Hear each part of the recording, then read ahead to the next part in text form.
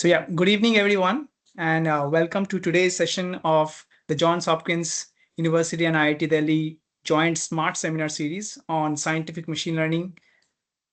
It's my pleasure today to introduce our speaker, Professor Eleni Chatzi, who is a full professor and chair of structural mechanics and monitoring at ETH Zurich.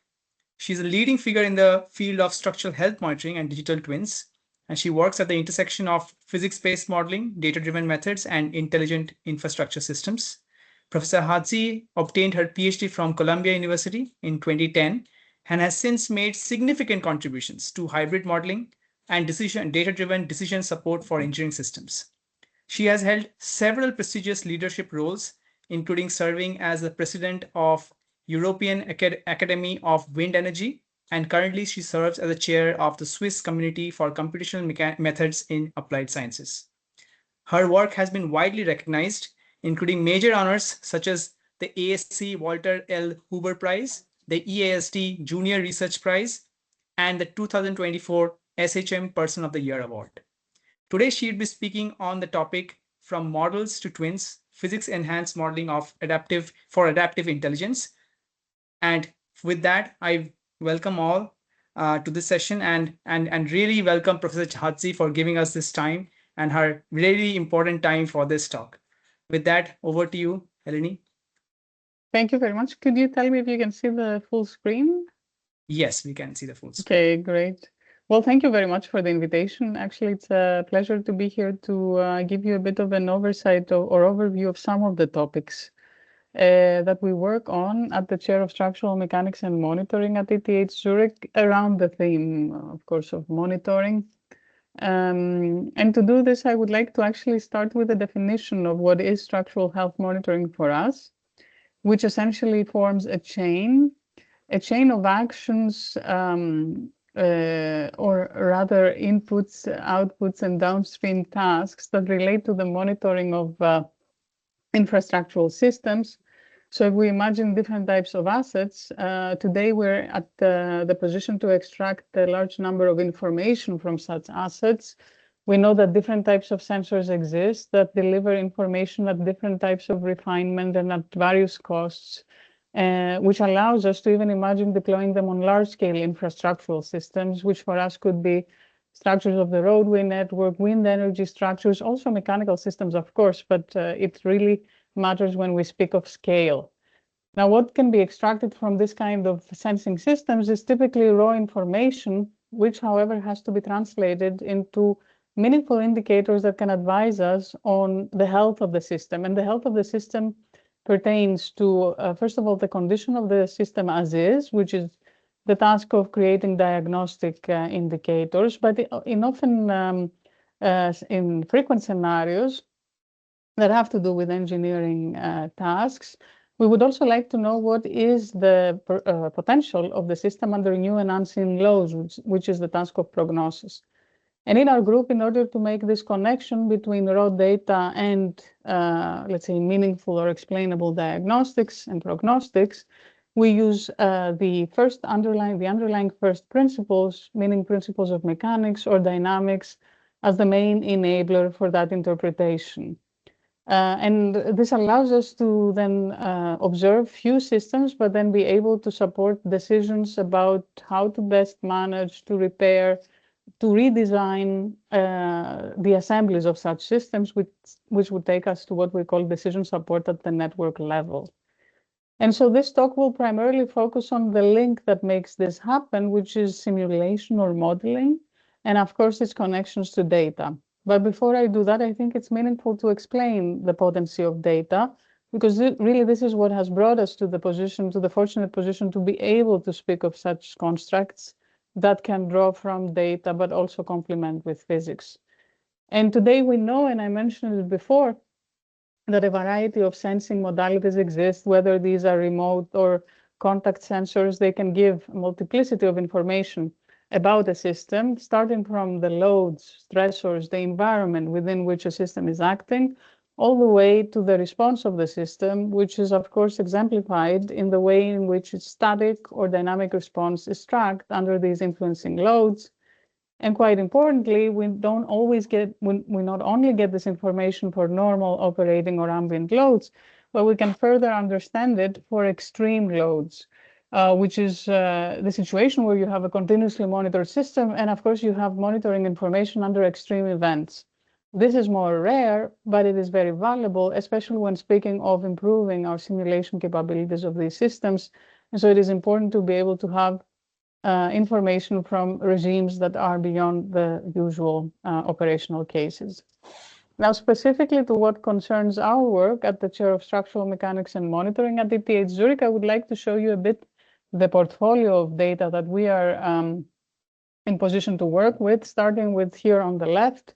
This is the principle of mobile sensing, where with collaborators such as the Swiss Federal Railways, we use sensors on vehicles, for example, trains, cars, or even robotic vehicles, to collect information about the infrastructure that is being traversed at a large scale.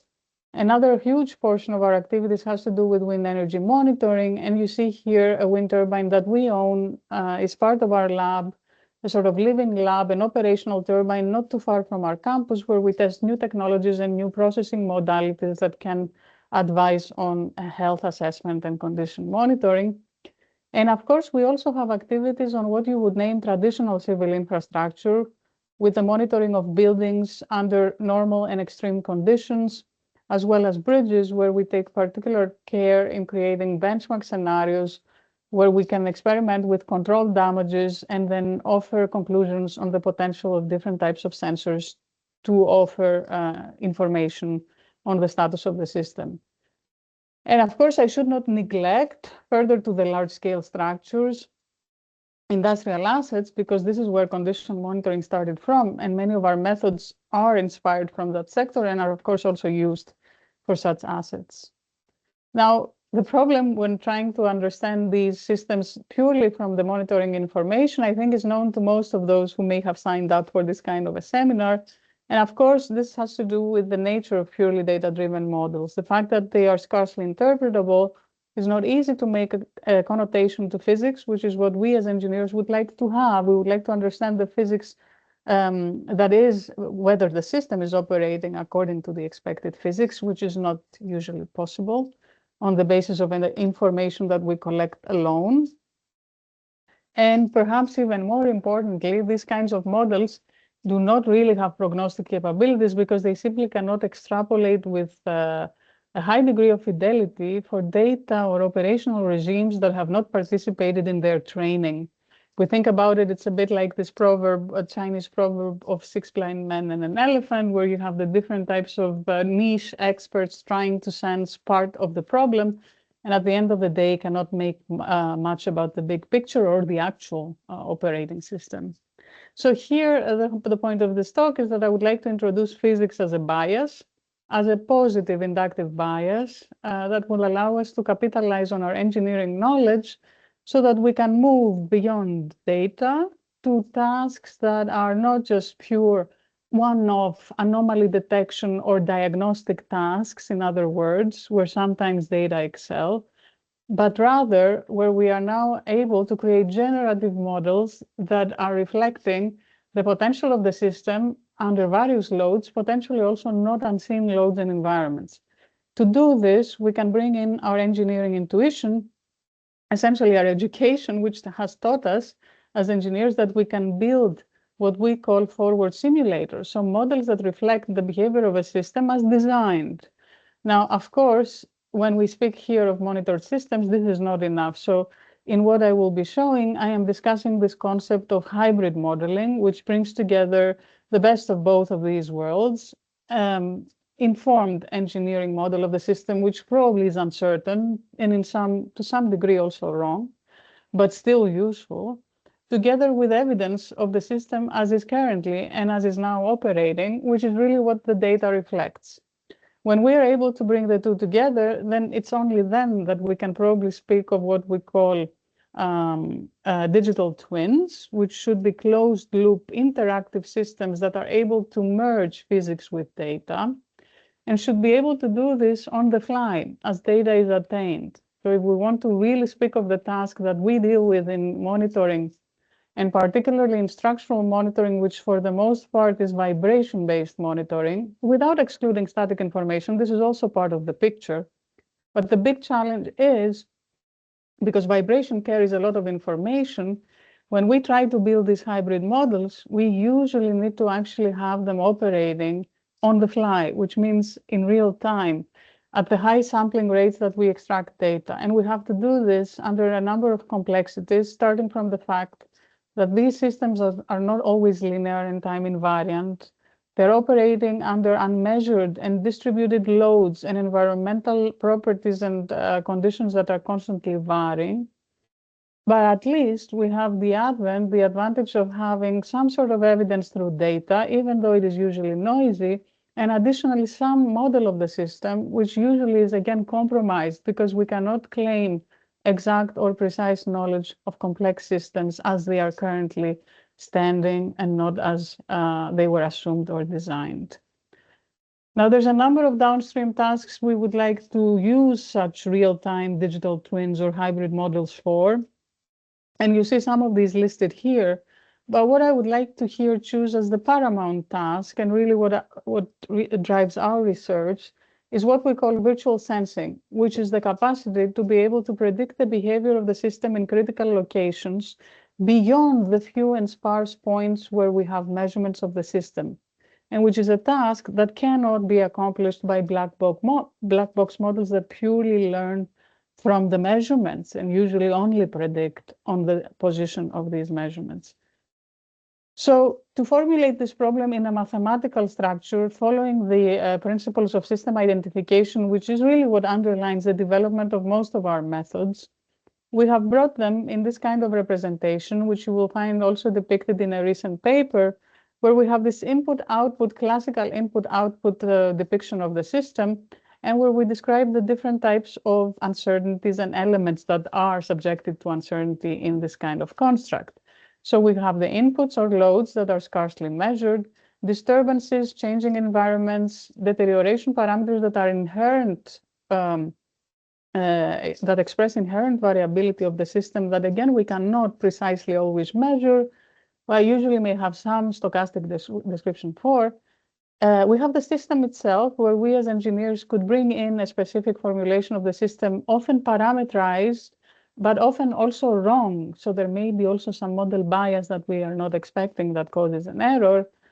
And what we can mostly count on is the fact that usually we can measure part of the system, usually the output, in few locations and under compromise of noise. So let's go for it, and let's try to see how to build something that is a hybrid construct. And to do this, of course, as I said, we will rely on our engineering knowledge.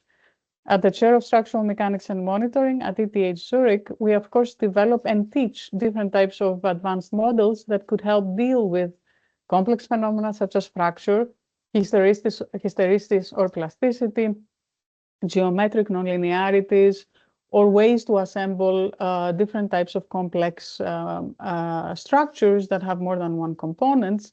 But the problem is that all of these formulations take a long time to compute. For some of you that may have experimented with nonlinear time history analysis, depending on the complexity of your problem, you may know that it could even take days to compute, of course, depending on your processor. But what we need to have here, if we want to actually compute systems that are in parallel evaluated with data as it comes, is something that is as fast as this simulation here. This is an example we did for a fuselage system of an aircraft, which is suffering fracture effects. And here we're doing the dynamic simulation of the system with a model, which is what we call a reduced order model that can compute the full response of the system in real time of this substructure. So a large portion of our research efforts is, of course, devoted to what I just explained, which is parameterized or parametric reduced order modeling, and which is usually relying on the fact that we do have access to some sort of model of the system.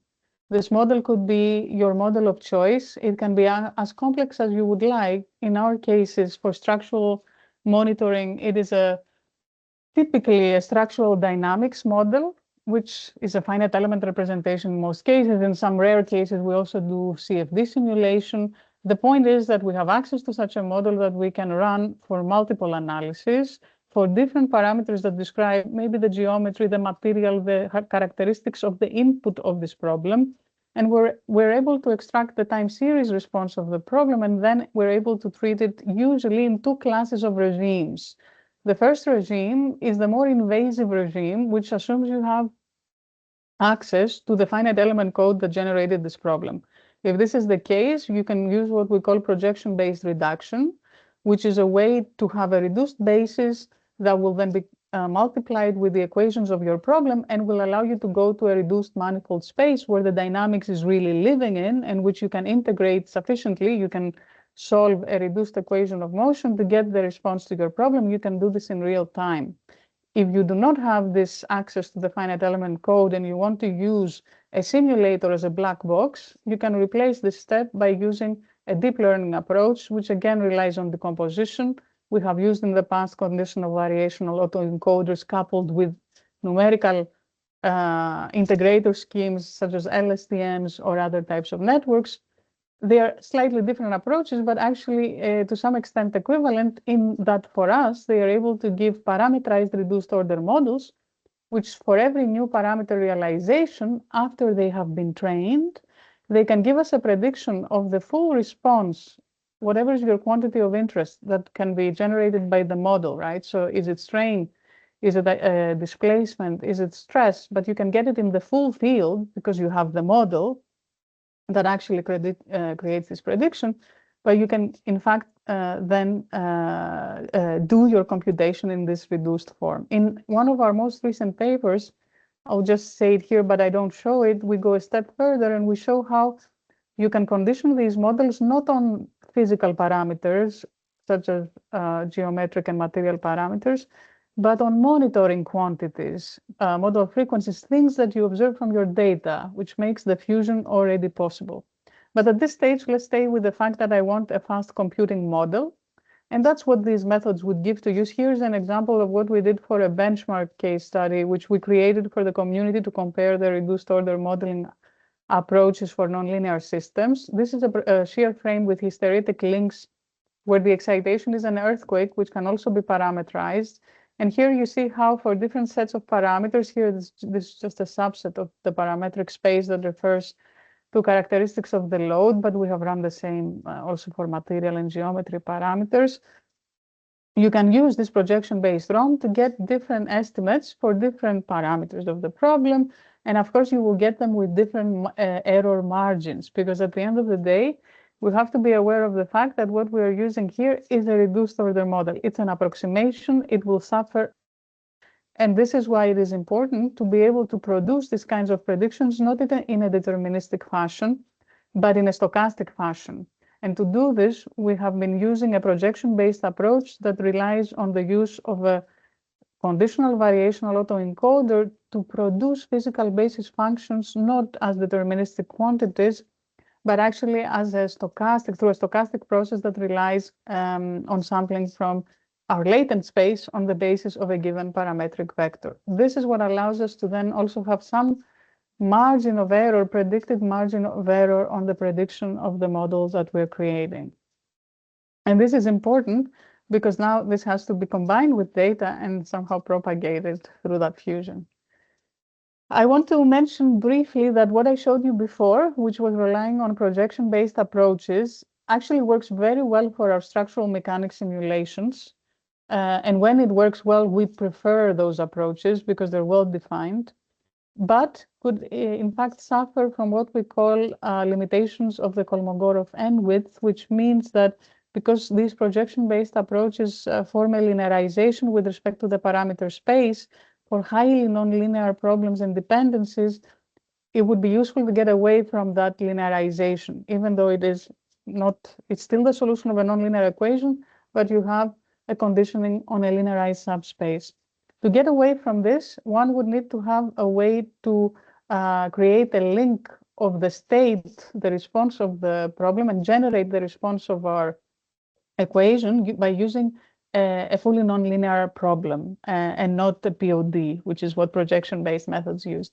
So to solve this, we instead have been using, most lately introduced by Pantelis and Kostas Vlachas, this idea of hypernetworks, where again we have a parametrization of the problem, and in fact we learn an embedding, a nonlinear embedding from the parameter vector, which again is the characteristics of the input, the geometry and whatnot, to this kind of an embedding that is then fed into the so-called hypernetwork that then regulates the weights of nonlinear neural networks that are known to be suitable for solving or surrogating nonlinear dynamics. We have experimented with LSTMs. In this particular paper, we're using causally dilated CNNs. And then we're able to have a fully nonlinear parameterized surrogate that can also work for highly nonlinear problems, such as multi-degree of freedom van der Pol oscillations, or other systems that are known to suffer from the previous limitations. So you're free to choose really what fits your problem. The point at the end of the day is that we have a way to produce these reduced order models. But the next question is, how can you actually connect these to data when data is available through monitoring? And so in work that was done with Marcus Haywood-Alexander from our group and other members of the group that have been participating in our Future Resilient Systems project, we tried to to organize our thoughts really about the ways in which we can merge physics and data.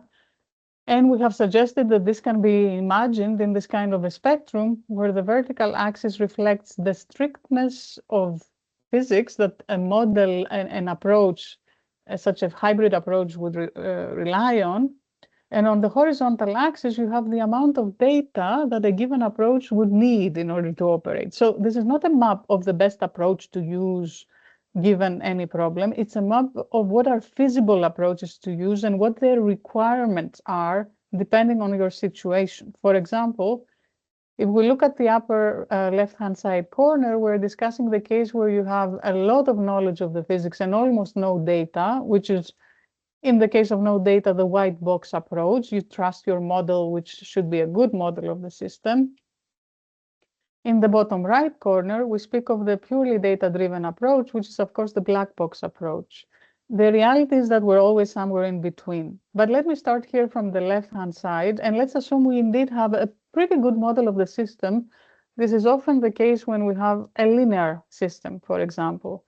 Even in that case, we usually have limited observations. They are noisy observations. The model is not absolutely perfect because maybe it's a reduced order model and it comes with approximations. And so in order to cope with these uncertainties, a good way to do this is to use a Bayesian filtering approach. The Bayesian filtering approach revisits the constellation of our problem setup that I showed before and tries to tackle the following uncertainties. The fact that there may be a model which is parameterized, but these parameters are uncertain because maybe we do not really know the system currently as is. The fact that we rarely measure and therefore know the inputs, but maybe we have a vague idea about their evolution. The fact that we have few measurements in few degrees of freedom, and these are also noisy measurements. And it tries to deliver the best estimate of the response of the system over time, given these uncertainties. And of course, it does that using a Bayesian logic. Now, remember that we have nonlinear systems. So we basically, even if you're using reduced order models, it's dynamical systems, we can always bring them in this so-called state space form, even if you have a nonlinear function that came from your ROM. What does this state space equation tell us? It's basically the equation of motion. It gives the vector of states, which are the displacements and velocities of a system. And complementary to this, and you see this here in both continuous and in discrete time. Complementary to this, we have the so-called observation equation that gives us, well, the connection to data, few of the degrees of freedom or indirect quantities such as strains that are being monitored and which are reflected in the data that we collect. And at the same time, we admit that our data is imperfect, our models are probably imperfect, and we can probably associate this uncertainty with some sort of noise, which could be Gaussian for many of these constructs in Bayesian filtering, but not necessarily. So we can also handle non-Gaussian sources of noise. The way in which nonlinear Bayesian filtering operates is very similar for those of you familiar with control, with the way in which the linear version of these filters works, which is the Kalman filter. Here, we have to deal with the fact that we have nonlinearity. So instead of assuming a Gaussian distribution to describe the uncertainty of our system at a given point in time, we reflect the state vector of displacement and velocities through a finite set of sample points, which are called sigma points. They are called particles. It depends on the choice of filter you use. And we propagate these realizations of the state of the system at a given point in time through the equation of motion, the nonlinear state equation that usually comes from a reduced order model. And of course, this is a prior prediction of what would be the position and velocity of your system at the next point in time, of the dynamics at the next point in time. Since we're creating hybrid models that operate in real time with data, at that next point in time, we also have the information from the measurements. And by using the observation equation that again comes from our reduced order model and is nonlinear, we can check what is the discrepancy between what we measure and what we actually predict with our model, which can help us then create a posterior estimate that is, of course, estimated on the basis of a Bayesian approximation. It's important to remember in this part that we are using ROMs because we have to compute in real time. And we do this at step ahead, at every step of the prediction on the fly as data is attained. And the weighting is done through the Bayesian function that has a likelihood that depends on primarily the measurement equation and a prior, which is the model prediction. It's the state equation. Now, by using this framework, which of course has a rigorous theory behind it that you can actually find in one of our recent papers I will explain later, we have been developing a number of schemes that are rooted on this kind of merger of the data and the model in real time to create the prediction of the response of the system in unmeasured locations. This was our first and primary task, which is called virtual sensing. To further tackle the fact that perhaps your system model is uncertain. So this is tackled through what we call joint state parameter estimation. Also, the parameters of the model can be assumed to be unknowns that are to be estimated through these filters. We then tackle the fact that inputs or measurements, input measurements are not always there. So loads are not perfectly known. So usually our estimation is on the basis of not knowing these loads. And often, as a byproduct, we even obtain an estimate of the loads to the structural system. Or we can try to do everything, as we say everywhere, all at once to understand unknown loads, unknown responses in unmeasured locations, and unknown parameters, which is, of course, a task that can easily end up in something that is ill-posed. But it can be proven that under specific observations, you could actually prove. So given enough sensors and a specific type of sensors, you can prove that you satisfy conditions of observability, identifiability, and invertibility of the problem, which would then allow you to achieve this task.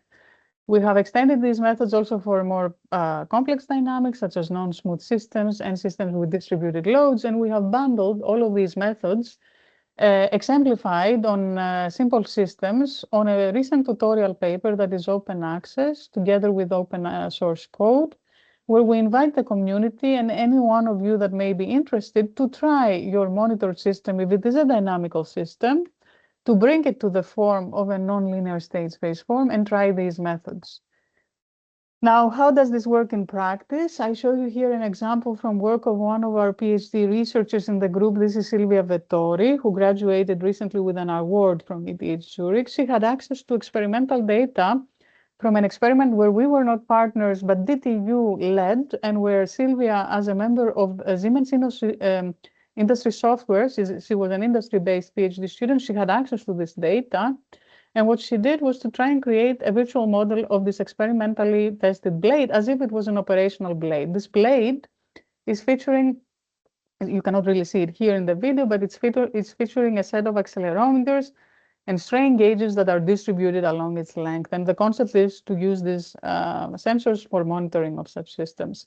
So Silvia used a reduced order model, specifically a substructuring model, to represent the physics at real time, compute in real time, And she combined this with an augmented Kalman filter, which allowed her to do an estimate of the response of the system in its full field under unknown loads and uncertain parameters, which was then fed to our partners in Siemens Industry Software, and it basically fueled their augmented reality platform. This is something they did with this algorithm that was prepared by us and by Sylvia, and were able to offer the real-time responsive estimation of this system onto their platform, which can then be used by engineers for a number of tasks, obviously for diagnostics, because you can place thresholds on accepted stress or straining quantities, since you can predict them. But also now you have a corrected model of the system, which in principle, since you can do a parameter estimation, you can use also for more tasks, such as the prediction of the behavior of the system under new and increased loads, which of course underpin the 4 R's of resilience, predicting or prognostic tasks on how it will perform. This is just to show that our methods are motivated by real operational systems and would only be available with synergy with industry partners. In this case, it was with Siemens Industry Software, but there exist also 2 spin-offs that came from our group, one active in the domain of wind energy monitoring, which is RTDT, and one active in the domain of construction and transportation monitoring, which is IRMOS technologies, where these principles are applied on real systems. And because we work with real systems, we also know that there's the further challenge of not always being able to say that we're on the upper left-hand side of that chart, of having a model that is quite good. In this case, we could create such a model because this blade is behaving as almost in the linear range, and we can trust the model that we created. But for many other systems, including those that we see in mobile sensing, in buildings that have been, or bridges or structures that have been there for a number of years and no drawings actually exist currently, or no proper monitoring was done to understand where they stand now, or even systems that exhibit complex energy dissipation phenomena, response in temperature effects, or nonlinearities, we cannot claim that we can always have a good enough model of the system. And that's when you have to actually start handling what we call model form uncertainty. So maybe we have parameterized models, but it's often the case that they're not good enough in their model structure. So there exists a bias that further makes our life difficult. And that's where you have to start navigating the spectrum towards the right-hand side, where we have to start learning from data. And these are the sort of hybrid methods that you see here are methods that don't so heavily rely as Bayesian filtering on physics alone, but try to learn terms or biases also from the data. We have bundled a number of these methods and code, again, that is demonstrated on toy examples on a recent paper, which is what we cluster under the term physics-enhanced machine learning. And in order to demonstrate, the logic of how we use these methods, I actually want to take you now to the other end of that spectrum, which is this case here, how you move to the case of no model knowledge or no physics knowledge, but data availability. In that case, you're forced to create a data-driven model of the system, but it turns out that you could follow the principles I showed before, and you could create a model that follows the structure I explained earlier, where you have the state equation, the equation of motion, which now we can call transition also equation, and of course the observation equation of the measurements of the system, in this case x, that are reflecting your monitoring measurements. The problem here is that you have no physics. So the actual functions, the nonlinear functions f and g are unknown. So the answer to this came already from work that was done by Krisha Kannan, and it's what we call the temporal variational autoencoder, or the deep Markov model. In this case, we can use variational inference and guess what these functions, nonlinear functions, are in the form of distributions. A transition from one latent state to the next, the emission function or observation function, how to go from that latent state to the observation, and the opposite, which is the inference function. We can actually try to infer these functions as neural networks that are fitted on the basis of maximization of the now almost famous, for those of you that work with these methods, ELBO, evidence lower bound, But the problem when you do this is that you infer, of course, such a structure that is nice and close to what we had before for our rigorous physics-based models. But the latent space that you infer now actually has no physical connotation. The model largely depends on the quality of this inference model, which is not easy, in fact, to predict.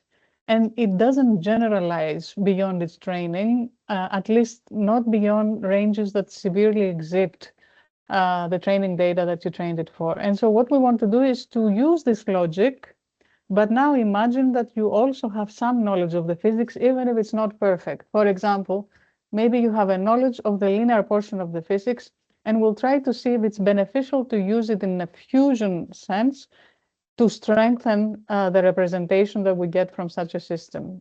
Here is how this would work. A number of methods exist, and we like to cluster them in three categories.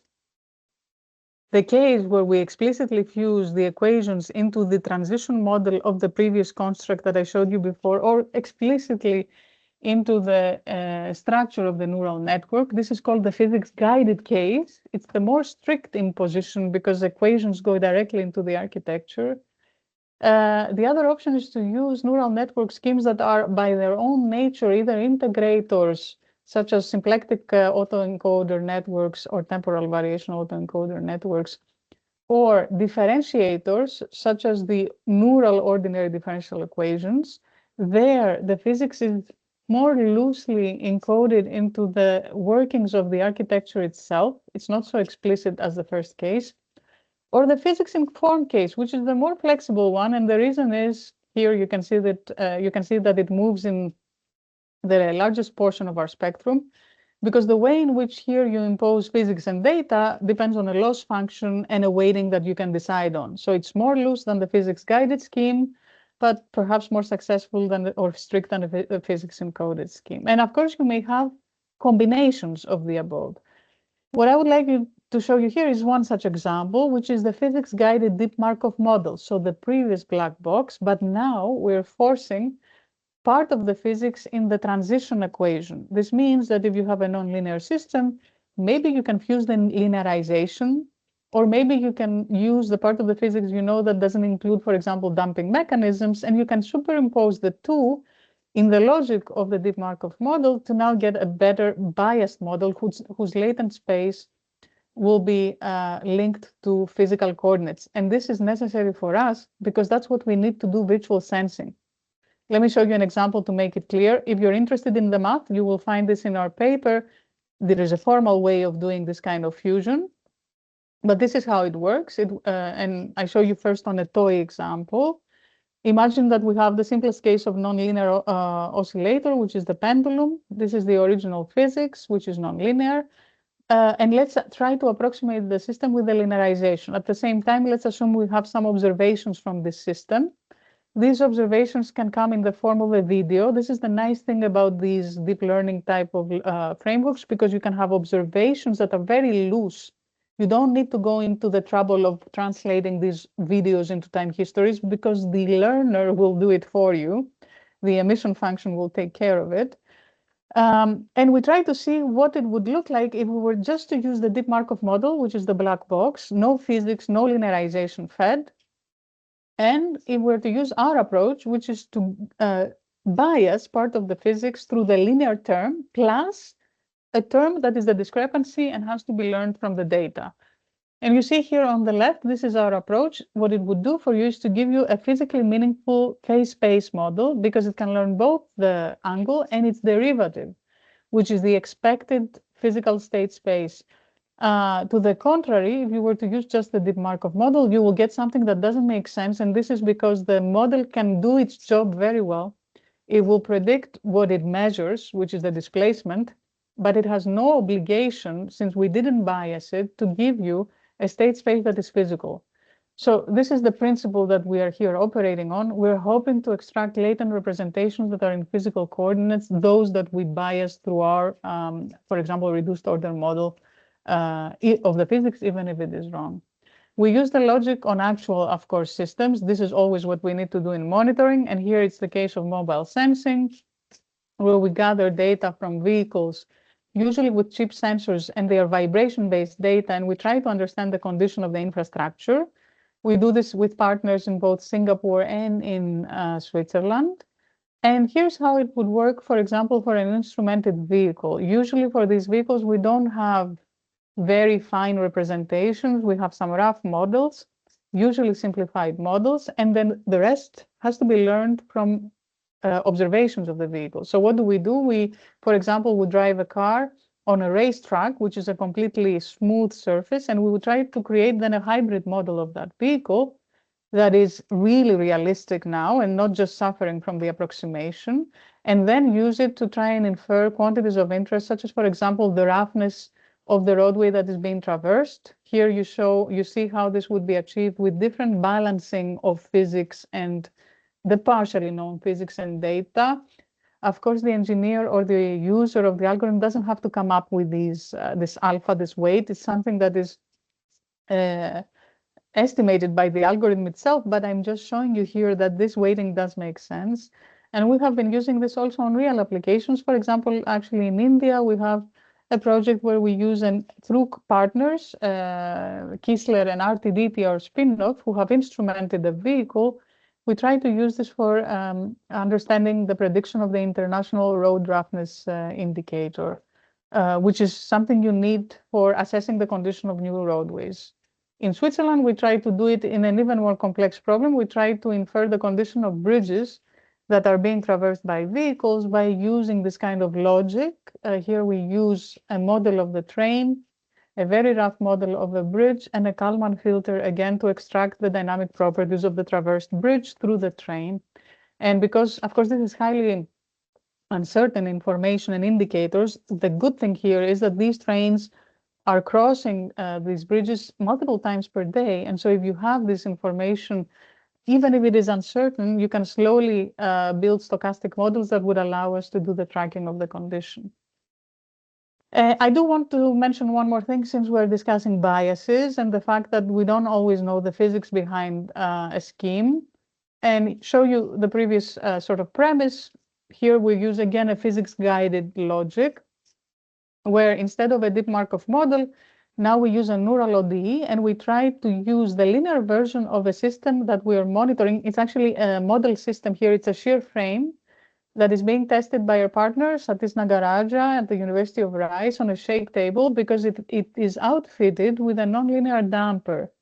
And this damper, which is a negative stiffness damper, is not necessarily well understood. But what we know very well is how the rest of the building behaves, which is the linear portion of the equation. So we outfit a neural ODE with the forced term, that is the linear term, and we leave a neural network to learn the behavior of the damper using the architecture of the neural ODE, which solves the equations of the problem in continuous time, as you see here. And we're able to indeed get a very good model of the system. And as a bonus, this neural network is in fact the function of the damper. So we can test it against the experimentally obtained data, and we see that it really does a good job in identifying the hysteretic model of this damper. The problem, of course, is that right now it's a neural network. And if you're an engineer, I would like to better refine the system, understand how it performs. It is usually or typically more useful to have a model of the system that is analytical, that is closer to our physics-based expectation. And there is a way to do this. After you have fitted a neural network or a black box function, you can try to decipher it, and many methods exist for it. One of the most popular ones is probably SIMD, which is a dictionary-based method, where you try to have a basis of candidate functions that may describe the problem. For example, here we just experimented with polynomials, and the fitting through sparse regression would give you such a candidate polynomial function. Again, this is acceptable. The problem is that it is not perhaps very flexible, because you have to define the dictionary of functions. In other words, what you expect could describe the problem. If you would like to do this more loosely, and that's what we would like to do, one can start thinking of methods that draw from the principles of large pre-trained models. Many alternatives now exist to discover ordinary differential equations that go away from, let's say, this strict structure of SIMD. And these include genetic programming, tokenization methods that use transformers, or more useful, or at least more interesting for us, what we call grammar-based methods, ProGED is one such existing method, and what we tried to do was to use our own approach for a grammar-based method for discovery of ordinary differential equations, where we exploited the so-called grammar-based variational autoencoder, which means we try to basically translate symbolic expressions of ordinary differential equations into grammars by bringing them into the form of a tree. Once you have this kind of form of a tree, then you can have a sequence of rules that can produce any type of expression given some what we call primitive expressions that are essential functions or essential variables, and of course signs and operations. By doing this and encoding using this grammar-based variational autoencoder, we're able to create a large pre-trained model that can generate candidate grammar expressions that can then be fed into an inverse problem. Now, if you have data from such ordinary differential equations, you can use this grammar-based variational autoencoder to try and see which expression would best fit your data.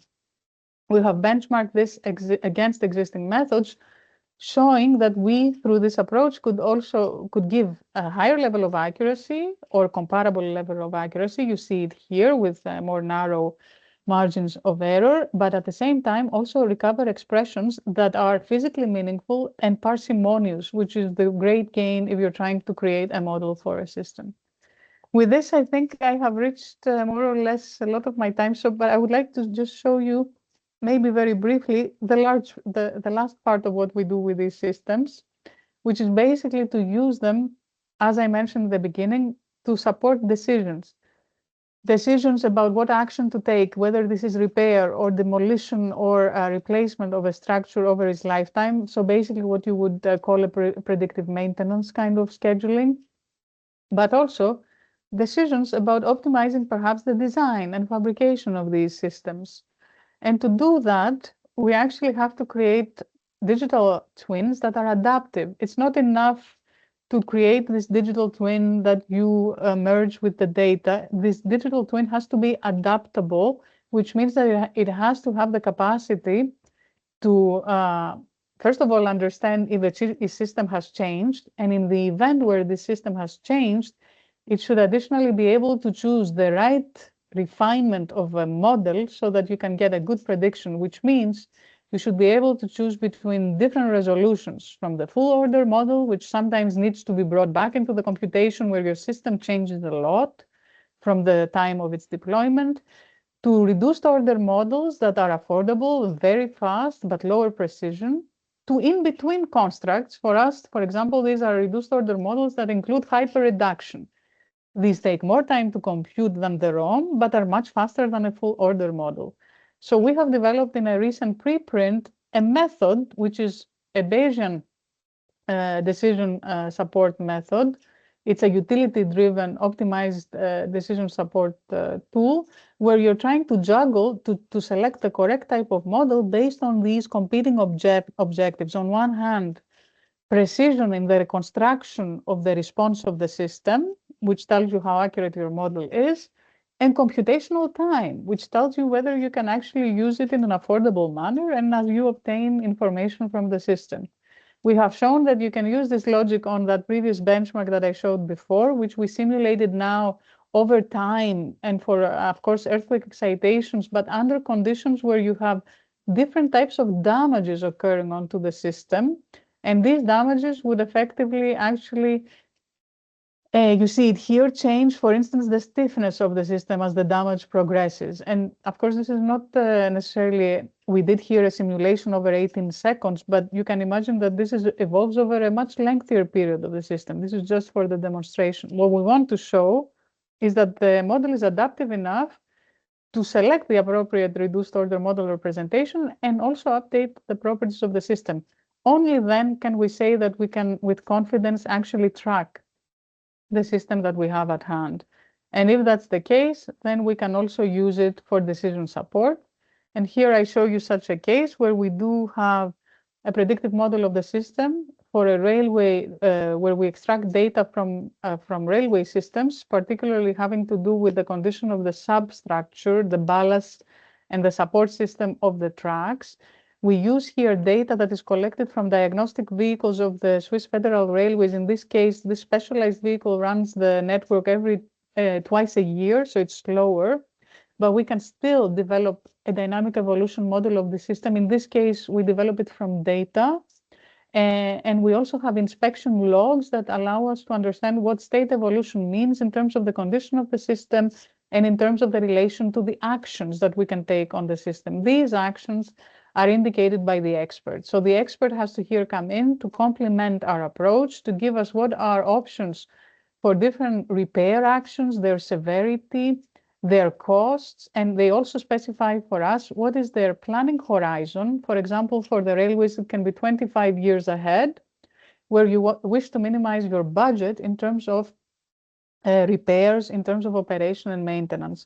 So here, by using these kinds of learned models, we use logic that is, again, a dynamic network.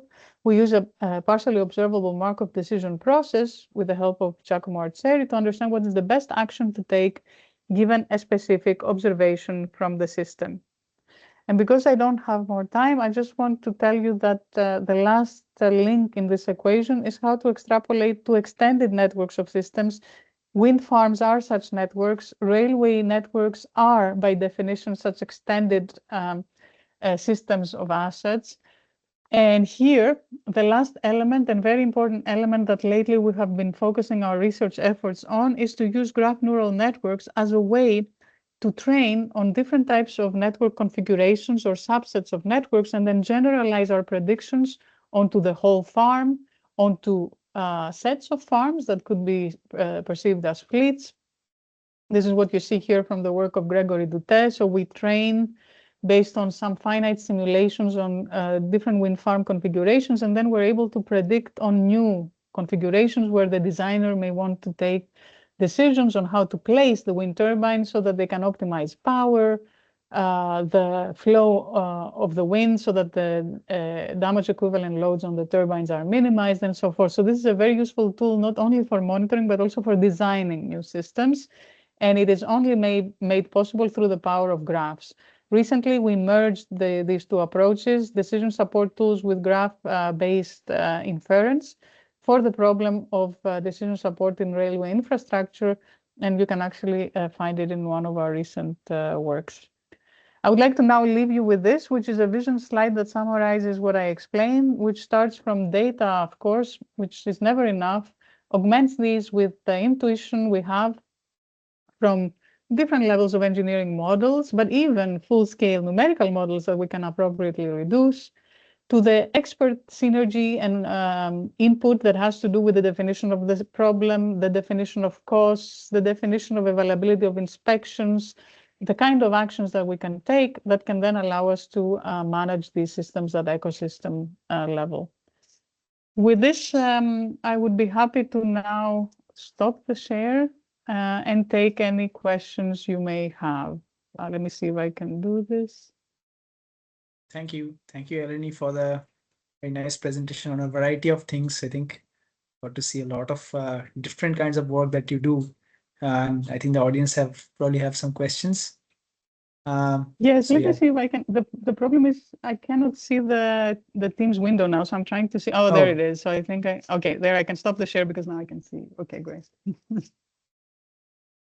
So yes, if you have any questions, please shoot your questions.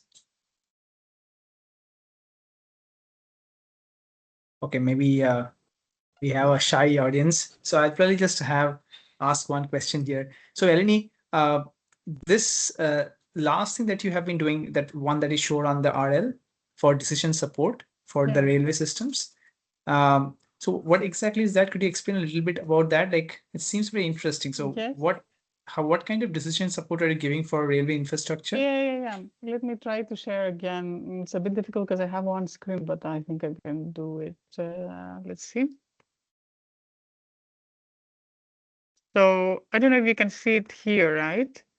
So it's the same problem that I explained before, where we had this diagnostic vehicle data, if you remember, from a train that passes the network twice per year. It collects information that has to do with the geometry of the track, and it has been proven that this is an indirect indicator of the condition of the substructure, the ballast and the support system of the rails, okay? But the question is, how can we organize what action to take based on these observations? The actions that we can take are defined for us by the Swiss Federal Railways. They are, for example, repair effects of different severity. So they can go very locally and do what is called tamping, which is a low-cost repair with not much influence on the state. So if your state is deteriorated, it will bring it to a better condition, okay, but not as much as a full replacement, which is the larger repair. So on the one hand, we have a different set of actions.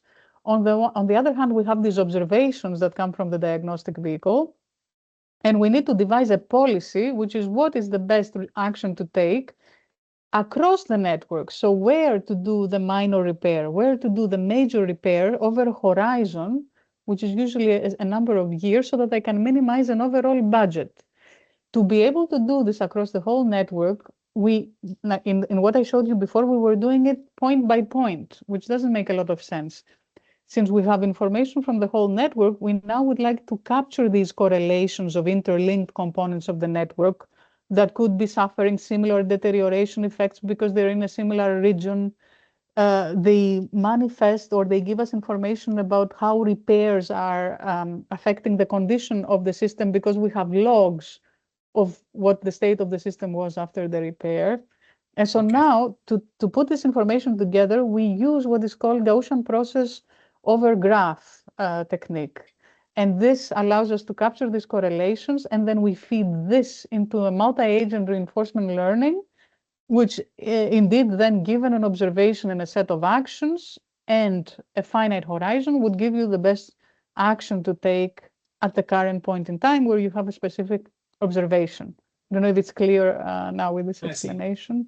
Yes, yes. Yeah. So these observations are coming at some some like discrete stations that you have some observations. They are right? coming, no, because this is mobile sensing, right? They are coming so you have the in sensors every on the train. On the train, exactly. So the diagnostic vehicle is a train which traverses the whole network.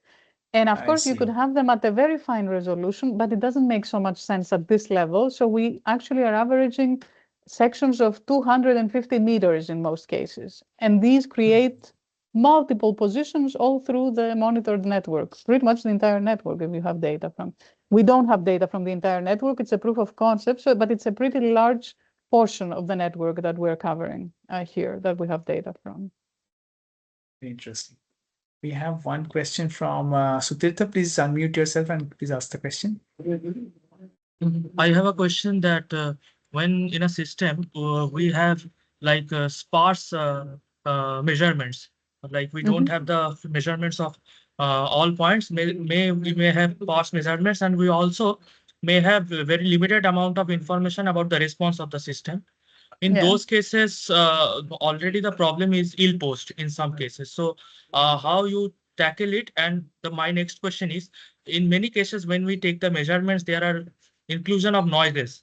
Like, so if there is a noise, can we use autoencoders or something like that, which can automatically in a black box way can remove that noises, because those signals can be projected in latent representation. Maybe a question to you. Are you interested to only predict where you measure or only in other locations of your network?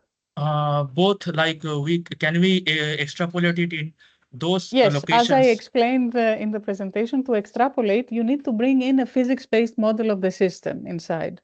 In order for the problem to not be ill-posed, it is better if this physics-based model is reduced already, because reduced order models give you an observable system.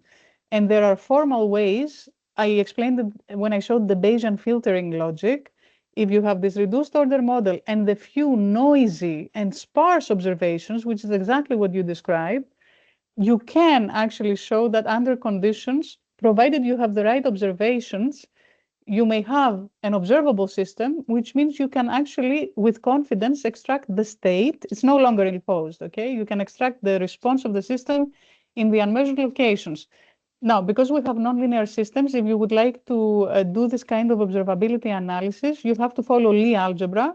in a number of our publications, but also publications from my brother, Professor Hadjis in the University of Oxford, you will find the theoretical framework that gives you these guarantees. So it's not always an ill-posed problem. In fact, in many cases, provided you have few, but the right type of measurements, you can solve the problem. This is the point. But you can solve it when you have a model of the system included. If you stay with the pure black box, you will always be limited. You can do the best you can. You can use diffusion models to take care of noise, denoising algorithms, but you will never have a good extrapolation capability if all you have is a purely data-driven model. This is our point here. Okay.